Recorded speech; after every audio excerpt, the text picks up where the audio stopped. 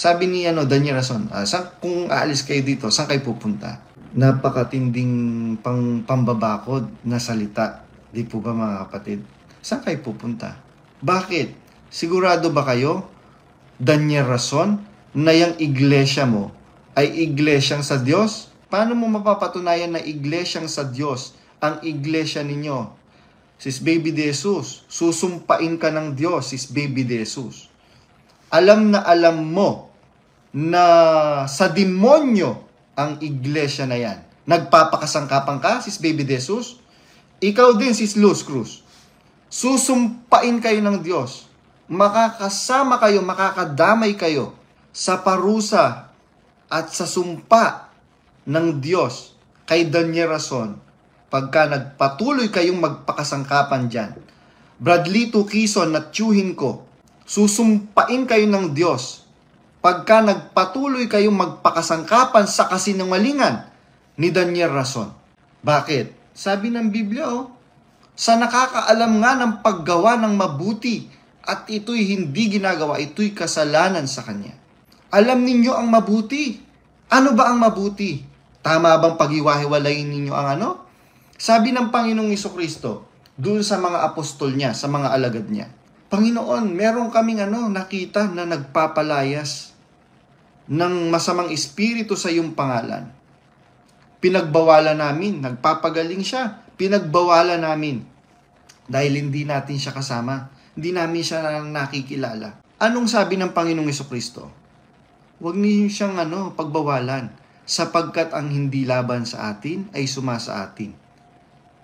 Meron pong wisdom po doon, mga kapatid.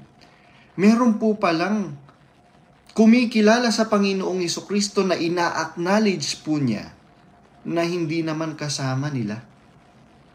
Kasi bakit hindi siya kilala ng mga apostol? Ang kukunti lang naman ng mga follower ng Panginoong Jesucristo during that time.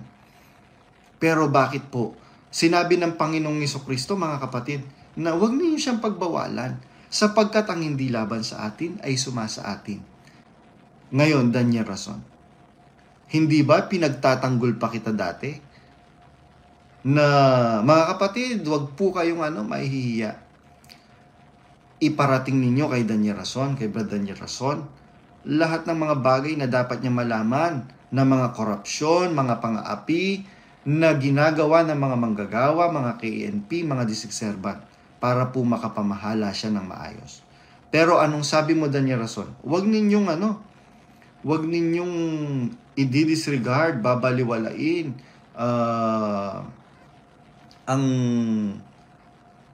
ang desisyon ng mga KNP ko. Dahil meron akong basbas niyan, meron akong full knowledge niyan. So, ikaw mismo umamin na meron kang full knowledge. So, you are accountable sa ginawang pangungurakot ni Robert Noboa, sa ginawang pangungurakot ni Resty Reyes at ni Efren Baking. Sumpain kayo ng Diyos. Nakakakilabot, di ba? Bakit? Itong badong na to ang magsasabi na sumpain kayo ng Diyos, Daniel Rason? It is a shameful word for you, Daniel Rason. Biro mo isang ordinaryong manggagawa mo ang magsasabi sa iyo ngayon na susumpain kayo ng Diyos. Talagang susumpain kayo ng Diyos. Meron ba akong batayan sa Biblia? Meron. Nasa Apokalipsis. Magsilabas kayo sa Kanya, bayan ko, upang huwag kayong madamay sa Kanyang mga kasalanan at upang huwag kayong makabahagi sa Kanyang mga salot. Meron po kayong salot na magiging kabahagi kayo pagka hindi kayo lumabas dyan. Mga kapatid, if you are considering yourself as a member of the nation of God, yung bang nation of God, yung bang bayan ng Diyos na sinasabi ng Biblia, ito ba yung MCGI ni Daniel Rason na formerly known na ang dating daan? Paano magiging bayan ng Diyos yan, mga kapatid, na puro kasalaulaan ang pinaggagawa? Paano niyan, Sister Baby de Jesus? Mananatili ba kayo nakasangkapan ng kalikuan? Sis Luz Cruz, alam na alam nyo na hindi na tama ang itinuturo ni Daniel Rason. Mananatili pa ba kayo dyan? Kayo na ang pinaka-worst na religion ngayon. Hindi pala religion yan eh. Hindi religion ang tawag sa mga yan. Mga sekta. Kayo na ang pinakamalalang sekta ngayon na umiiral sa buong mundo. Dinaig nyo pa ang ibang sekta na kinikriticize ninyo before. Daig nyo pa sila. Mas marami na kayong collection ngayon. Kailangan mailagay kayo sa Guinness Book of World Record. Hindi kayo yung world's largest gospel choir.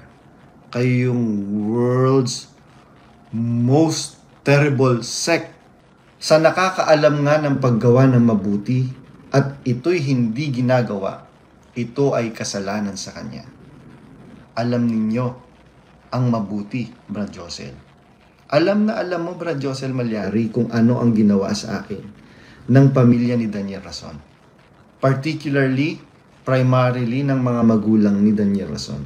Ngayon, Brad Josel Malyari, di ba nung last na usap natin, ang sabi ko, ang pinag-usapan natin, wala pong hustisya sa iglesia. Magsimula nung namatay si Brother Eli. Yun po yung on my part Hindi ko alam na prior to that, even nung nabubuhay si Brother Eli, wala nang hustisya pala. To some, hindi naman po kasi natin alam lahat ng nangyayari noon, mga kapatid. Ngayon na lang nabuksan ang lahat ng mga yan eh. Ngayon, Daniel Rason. Ngayon, Brad Josel Malyari. Diba ang usapan natin, uling usapan natin, namumusong ka niyan. Hindi po pwedeng magkaroon o mawala ng hustisya sa iglesia dahil naririto ang Diyos. Yun nga ang nagpapatunay, Brad Josel Malyari, na wala na ang Diyos. Kung naging bayan man ng Diyos yan, yung iglesia na yan, somehow. Pero ngayon, wala na. Biruin mo, naku, sikip na ang dibdib ng kapatid. Badbadong, sabi niyang ganyan. Meron pang isang kapatid na nag-message sa akin. Nag-video call din kami. Taga North America din. Sabi niya, Badbadong, alam niyo po ba, meron po kaming border na mag-asawang magkapatid. Nung pong wala pong trabaho yung kapatid, kami po ang tumulong. Ngayon po na nag-exit kami. Wala. Hindi na rin po kami kinikibo. Nakikita niyo po mga kapatid kung ano ang diwa na itinatanim sa inyo ni Daniel Rason. Magsuri po kayo mga kapatid. Magsiyasat po kayo. Tanungin po ninyo ang inyong mga sarili, mga kapatid po namin na nandyan na nandyan pa sa MCGI. Tama pa ba yung ginagawa ko? Magulang ko to, hindi ko pinapansin dahil sa sinasabi ni Resty Reyes, ni Efren Baking, ni Daniel Rason na pagka umalis na sa iglesia, maiimpyerno na. Napakaraming ginawang mabuti sa akin ng mga magulang ko. Tama pa ba ito? Itong kumupkup sa akin. At ngayon, nakatira pa kami sa kanila. At ito yung tumulong sa amin na magkaroon kami ng hanap buhay, magkaroon kami ng magandang buhay dito sa North America. Tapos, kung nag-exit sila, hindi na namin sila papansinin, hindi na namin sila kikibuin. Aba, mga kapatid, mag-isip-isip po kayo. Mga kapatid sa iba't ibang panig ng mundo. Mag-isip-isip po kayo. Tama pa po ba yung itinuturo po sa inyong pag-ibig? Baka yung pong pag-ibig na itinuturo sa inyo pag-ibig na walang dangal. Meron din pong itinuturong pag-ibig si Satanas, mga kapatid. Tandaan niyo po yan. Kaya lang, yung pag-ibig na itinuturo ni Satanas, peking pag-ibig po, mga kapatid. At yung peking pag-ibig po na yan, meron pong daya, meron pong banto. Parang ganito po.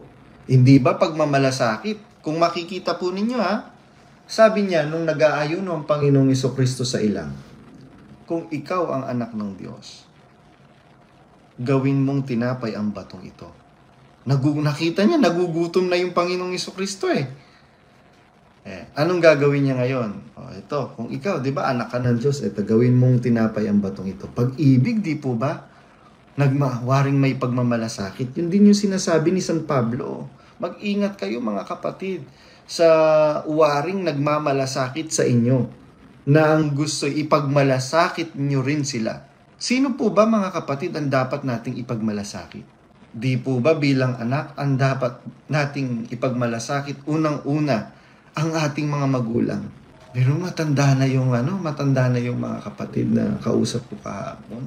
Umiiyak ko mahagulgol. Sabi ko sa kapatid, huwag nyo na pong istresin yung sarili po ninyo. Hindi po makakabuti sa inyong kalusugan yan. Sabi nung kapatid, naginhawaan na po ako, Brad Badong, sabi niya. Nawala na po yung mabigat sa kalooban ko dahil naihinga ko na po. Salamat sa Diyos, mga kapatid. Sabi ko nga doon sa kapatid, basta gawan niyo po sila na mabuti. Kung hindi po nila kayo imikin, pabayaan niyo lang po. Tiisin niyo lang po. Ganun po talaga ang tunay na umiibig. Sabi ng Biblia sa Korinto, ang pag-ibig, lahat binabata, lahat pinaniniwalaan, lahat, etc., etc. Kaya mga kapatid na mga exiters, we are on the right track, mga kapatid. Kasi kung wala po tayo sa tamang landas, mapapasama na po tayo. Gaganti na po tayo ng masama sa kasamaan na ginagawa nila sa atin. Pero bakit ang ginagawa pa rin natin, iniintindi natin sila? Kahit na anak lang kita, binabasos mo ko, walang yaka, lumayas ka sa pamamahay ko. Ganun lang naman kadali, di ba? Pero hindi. Ang tunay na pag-ibig, nagbabata, nagpapasensya. Kaya nagkaroon ako ng dun sa meron akong natutunan dun sa kapatid na kausap ko kahapon. Sabi ko, ganito pala kahirap yung nararamdaman ng mga magulang na nagsisipag-exit na yung kanilang mga anak ay naiiwan sa kulto ni Daniel Rason, tapos hindi sila pinapansin, dinidisregard sila. Kaya mga kapatid, we are on the right track. Sabi ng Panginoong Jesucristo, sabi ni Daniel Rason, kung aalis kayo dito, saan kayo pupunta? Napakatinding pambabakod na salita. Di po ba mga kapatid? Saan kayo pupunta? Bakit? Sigurado ba kayo, Daniel Rason, na yung iglesia mo ay iglesyang sa Diyos? Paano mo mapapatunayan na iglesyang sa Diyos ang iglesia ninyo? Sis Baby de Jesus, susumpain ka ng Diyos, Sis Baby de Jesus. Alam na alam mo na sa demonyo ang iglesia na yan. Nagpapakasangkapan ka, Sis Baby de Jesus? Ikaw din, Sis Luz Cruz. Susumpain kayo ng Diyos. Makakasama kayo, makakadamay kayo sa parusa at sa sumpa ng Diyos kay Daniel Rason pagka nagpatuloy kayong magpakasangkapan dyan. Bradley Quezon at tiyuhin ko, susumpain kayo ng Diyos pagka nagpatuloy kayong magpakasangkapan sa kasinungalingan ni Daniel Rason. Bakit? Sabi ng Biblia, sa nakakaalam nga ng paggawa ng mabuti at ito'y hindi ginagawa, ito'y kasalanan sa kanya. Alam ninyo ang mabuti. Ano ba ang mabuti? Tama bang paghiwa-hiwalayin ninyo ang Sabi ng Panginoong Jesucristo doon sa mga apostol niya, sa mga alagad niya, Panginoon, meron kaming nakita na nagpapalayas ng masamang espiritu sa iyong pangalan. Pinagbawalan namin, nagpapagaling siya, pinagbawalan namin dahil hindi natin siya kasama, hindi namin siya nakikilala. Anong sabi ng Panginoong Jesucristo? Huwag niyo siyang pagbawalan, sapagkat ang hindi laban sa atin ay sumasa atin. Meron pong wisdom po doon, mga kapatid. Meron po palang kumikilala sa Panginoong Jesucristo na ina-acknowledge po niya na hindi naman kasama nila. Kasi bakit hindi siya kilala ng mga apostol? Ang kukunti lang naman ng mga follower ng Panginoong Jesucristo during that time. Pero bakit po? Sinabi ng Panginoong Jesucristo, mga kapatid, na huwag niyo siyang pagbawalan, sapagkat ang hindi laban sa atin ay sumasa atin. Ngayon, Daniel Rason, Hindi ba pinagtatanggol pa kita dati? Na mga kapatid, wag po kayong mahihiya. Iparating ninyo kay Daniel Rason, kay Brad Daniel Rason, lahat ng mga bagay na dapat niya malaman, na mga korupsyon, mga pang-aapi, na ginagawa ng mga manggagawa, mga KNP, mga district servant, para po makapamahala siya ng maayos. Pero anong sabi mo, Daniel Rason? Huwag ninyong i-disregard, babaliwalain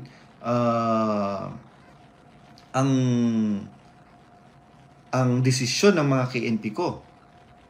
Dahil meron akong basbas niyan, meron akong full knowledge niyan. So, ikaw mismo umamin na meron kang full knowledge. So, you are accountable sa ginawang pangungurakot ni Robert Noboa, sa ginawang pangungurakot ni Resty Reyes at ni Efren Baking. Sumpain kayo ng Diyos. Nakakakilabot, di ba? Bakit? Itong badong na to ang magsasabi na sumpain kayo ng Diyos, Daniel Rason? It is a shameful word for you, Daniel Rason. Biro mo isang ordinaryong manggagawa mo ang magsasabi sa iyo ngayon na susumpain kayo ng Diyos. Talagang susumpain kayo ng Diyos. Meron ba akong batayan sa Biblia? Meron. Nasa Apokalipsis. Magsilabas kayo sa Kanya, bayan ko, upang wag kayong madamay sa Kanyang mga kasalanan at upang wag kayong makabahagi sa Kanyang mga salot.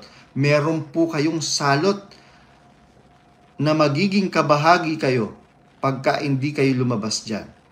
Mga kapatid, if you are considering yourself as a member of the nation of God, yung bang nation of God, yung bang bayan ng Diyos na sinasabi ng Biblia, ito ba yung MCGI ni Daniel Rason na formerly known na ang dating daan?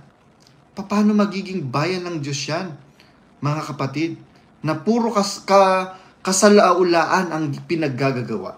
Brad Warren, ano kasing apelido ni Brad Warren? Yung asawa ni Sis Dada. Brad Warren, naku, alam nyo yan. Yan, si Brad Warren ang unang nag-exit sa grupong banal. Grupong banal ang tawag o banal na grupo ang tawag doon sa grupo nila. Banal na grupo. Si Brad Warren, si Brad Glenn Labong, Brad Rolly Galang, si Jok Pasoksok Blasa, si Manong Nestor Biernes, sino pa ba yung si Raymond Nonato, si Boy P, sino pa ba yung member si JR Lollipop ni Daniel Rason. Member din siya ng Grupong Banal. Grupong Banal ba ang tawag sa Como Sinusubo Kayo ni Bes? Yun ba yung Ganun ba yun? Sabi ni Brother Arnel Laksamana, hello po mga kapatid. Ito yung kapatid sa Florida Blanca, Pampanga na 2 beses lumabas sa kulto. Paano niyan, Sister Baby De Jesus? Mananatili ba kayo nakasangkapan ng kalikuan? Sis Luz Cruz, alam nyo na hindi na tama ang itinuturo ni Daniel Rason. Mananatili pa ba kayo dyan? Kayo na ang pinaka-worst na religion ngayon. Hindi pala religion yan eh. Hindi religion ang tawag sa mga yan. Mga sekta. Kayo na ang pinakamalalang sekta ngayon na umiiral sa buong mundo. Dinaig nyo pa ang ibang sekta na kinikriticize ninyo before. Daig nyo pa sila. Mas marami na kayong collection ngayon. Kailangan mailagay kayo sa Guinness Book of World Record. Hindi kayo yung world's largest gospel choir. Kayo yung world's most terrible sect